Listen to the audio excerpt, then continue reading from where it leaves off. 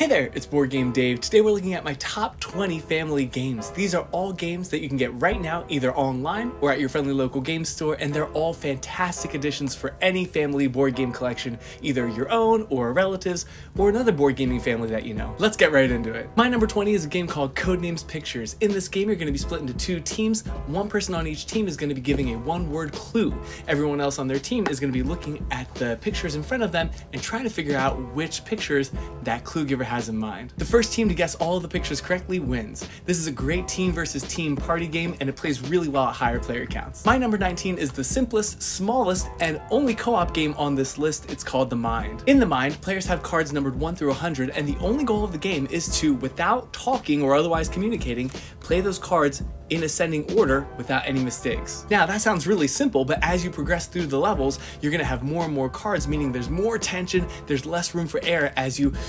place those cards, not sure if you're gonna make a mistake and lose a life. It's a really fun game, and you're either gonna all win together or lose together. My number 18 is a game called King of Tokyo. This is a really fun dice chucking King of the Hill game where players are different enormous villainous monsters trying to take over control of Tokyo and wreak havoc in the city. Meanwhile, everybody else is rolling dice trying to deal damage to the monster who's currently controlling Tokyo to kick them out and reign supreme instead. There's a lot of luck in this game, but there's also really incredible upgrades that you can purchase using energy. Things that'll let you grow a second head or grow body armor or let you buy a Nova Death Ray. All these different things that'll give you these upgrades advantages against your opponents. King of Tokyo is suited for players ages 8 and up, and I think kids around that age are really gonna have fun with this game. Number 17 is a game called Onitama. This game has some parallels with chess, which is why I bought it for my dad, except in this game you're only gonna have 5 pieces each. In each game you're also gonna have 5 different move cards which dictate how any of your pieces can move,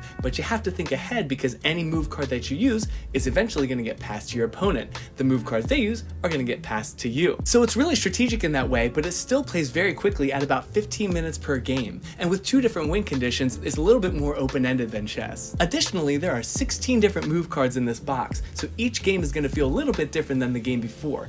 Onitama is a really great game for the chess lovers in your life. My number 16 is a game called Machi Koro. This is a very luck-heavy game for ages 10 and up. In Machi Koro, you start with just a wheat field and a bakery, but on each turn you'll be rolling dice to gain money.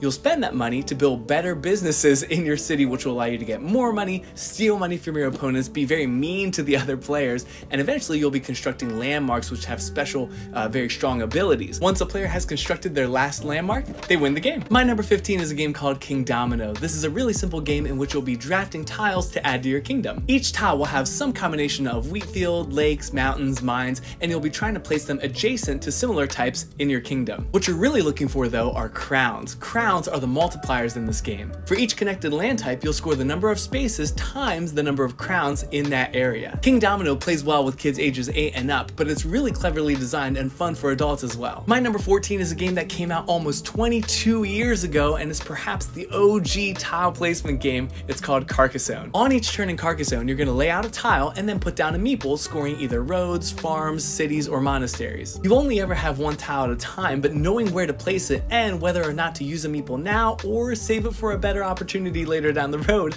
is really tricky. While Carcassonne is a classic, it's also pretty old at this point, but there is a brand new game on the market called Land vs. Sea, which is a fresh take on some of those tile laying mechanics. I'll hopefully be reviewing that game very soon. My number 13 is a beautiful game called Century Golem Edition. In this game, you're going to be acquiring crystals, trading up those crystals, and eventually using those crystals to attract friendly and helpful golems into your town. This game is a lovely and very approachable way to introduce newer gamers to concepts like hand management, resource management, and a variable market of cards from which to buy. It's very intuitive, it's satisfying, it's very pretty, and the components inside here are fantastic. The cards, the crystals, and metal coins. Tied for number 11 are 2 games, Downforce and Camel Up. In Downforce, you'll be spending millions of dollars buying a race car and then using your cards to power your race car through the course, outwitting your opponents and blocking them off at bottlenecks on the track. At 3 points throughout the game, you're going to be betting on which car you think is going to win, and you might not always bet on your own car. At the end of the game, you gain money for how your car placed, you get your winnings based on your bets, and then subtract how much you spent on your car, and whoever has the most millions wins. Camel Up is also a racing game with all all of the fun and the betting of downforce, but with a lot less strategy and a lot more luck. It's more of a random, chaotic game with lots of dice shaking and camels stacking on top of each other.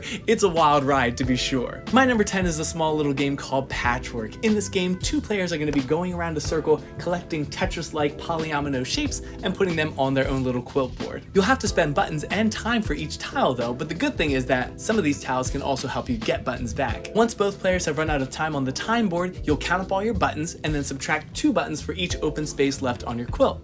The player with the most buttons wins. This is a wonderful little relaxing game, perfect for couples or for a parent and a kid. My number 9 is a game called Quacks of Quedlinburg. This game came out 3 years ago and it's been a huge hit ever since. In this game, players are quack doctors, and you'll be reaching into your potion bag hoping to pull things like mandrakes, toadstools, spiders, and pumpkins. However, inadvertently and inevitably, you're going to be pulling cherry bombs from your potion bag as well. You pull one too many cherry bombs, the whole cauldron explodes, costing you points or money. It's that classic push your luck game where you just need one more good ingredient and there's only a 1 in 10 chance that you pull that cherry bomb, so you shake it up real good. And of course it's the cherry bomb and you blow up, and it's so frustrating. And once you bust, there's no going back. At the end of each round, players are going to be spending their money for better ingredients with stronger powers to put inside their potion bag. In theory, that means that every round you'll be going further and further along your potion track, getting more money and more points, but that's not always the case. Quacks of Quedlinburg is always such a raucously good time, whether you're winning or losing, and it's one of the best family games out there. Tied for number 7 is Sushi Go and 7 Wonders. Both games feature card drafting. A player passes you a hand of cards, you pick one, put it out in front of you, and pass the rest on. The player passes you another hand of cards, you choose one, put it out in front of you, and pass the rest on. In Sushi Go, you'll be putting out nigiris, wasabi, tempura, and maki rolls. In 7 Wonders, you'll be building up your military, science, commerce, production, and culture. In both games though, you'll be playing 3 rounds, and the player with the most points at the end of the 3rd round wins. Sushi Go is obviously the lighter, smaller game, while 7 Wonders is a bit bigger and heavier, but really it comes down to which theme you like more. By the way, there's also Sushi Go Party, which adds a lot of new cards, some new components, and lets you play with up to 8 players. My 6th favorite family game is Sagrada, a dice drafting and window crafting game. In this game, each player is going to be trying to complete their stained glass masterpiece by drafting dice and placing them in the windows. Many of the window spaces, however, have certain color and number requirements that you have to meet if you want to put a die there. Not to mention, there are also specific rules about what dice can be adjacent to other dice. This can get pretty frustrating, especially later in the game when there's only one die out there that'll fit in that last space, and the player to your right takes it from you before you can, and they knew that you needed it. Of course, there are penalties for having an open space in your window. There's all sorts of endgame bonuses and scoring objectives, and each game you'll have 3 different tools you can use to mitigate the luck of the dice somewhat. While we've done it together, we made it to my top 5 family games. Here we go. Number 5 is a game called Ink and Gold. I did a review of this game already. You can check that out up here. Suffice to say, Ink and Gold is a really fun push your luck game in which you and up to 7 other players are going to be exploring in Ink and Ruin, trying to collect artifacts and gems, trying to backstab each other and run out of the temple with as much loot as you can carry. If you stay in the temple too long, you bust, you get burnt, you lose all of your gems for that round. It's a blast. I can't recommend Ink and Gold enough for a fun, light, filler, push your luck game. That was easy. My 4th favorite family game is Azul. Azul 1, Azul 2, Stained Glass of Sintra, and Azul 3, Summer Pavilion, soon to be joined by Azul 4, Queen's Garden. These are all beautiful, brilliant, lovely little games that center around tile drafting.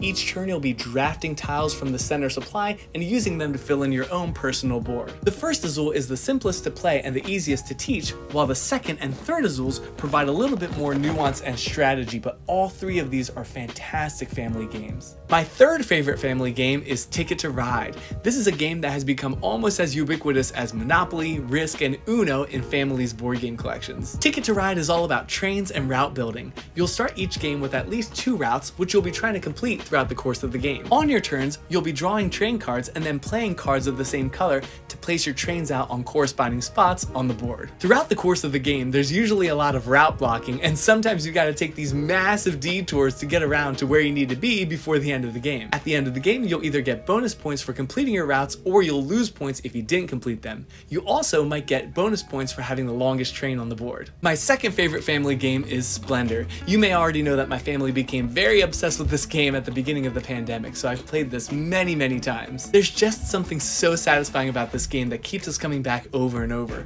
The way you get your gems to buy cards, those cards give you discounts on future cards, you work your way up to those level 3 cards that have those big points on them, you attract nobles to your storefront that give you more points, you're racing toward 15, so there's always that pressure of trying to get as many points as you can. It's just brilliantly designed. Splendor is a fantastic family game. I could go on and on about Splendor, but if you'd like to know more about the game, you can watch my review right there. And finally, my number one favorite family game is Stone Age. Stone Age is the OG classic worker placement game, and if you have friends or loved ones who have played games like Catan, Stone Age is a perfect way to get them to the next level of board gaming. In the hobby, we call games like this gateway games. Stone Age has all of the resource gathering and dice rolling of Catan, but with a lot less luck. Instead, you'll be sending out your tribespeople to gather food and resources, improve your agriculture, build tools, develop your culture, construct buildings, and grow your tribe. Stone Age is so thematic and intuitive that it's really easy to teach, and it never feels as complex as it actually is. And although in some ways I've moved on from Stone Age toward games that are more complex and literally heavier in this case, Stone Age will always have a special place in my heart for being one of the first games that I really fell in love with, and one of the games that opened my eyes up to the world of board gaming and what it has to offer. I can't recommend Stone Age enough for the board gaming family, and I think it'll always be at the top of my list of best family games. And that's it, everybody. Like I said, you should be able to get any of these games right now, just in time for the holidays, or for any other special occasion. Buy these games for the board game lovers in your life. I promise you won't regret it. Don't forget to let me know what you thought of my list. And if you have any questions about any of the games I mentioned, feel free to ask them in the comments down below. If you thought there was a game missing from my list, you can let me know in the comments as well. In the meantime, have a wonderful week, take care, and happy gaming. Bye. That was easy. My fourth favorite family game is Azul. That was easy. That was easy. That was easy. That was easy. That was easy. That was easy. That was easy. That was easy. That was easy. That was easy.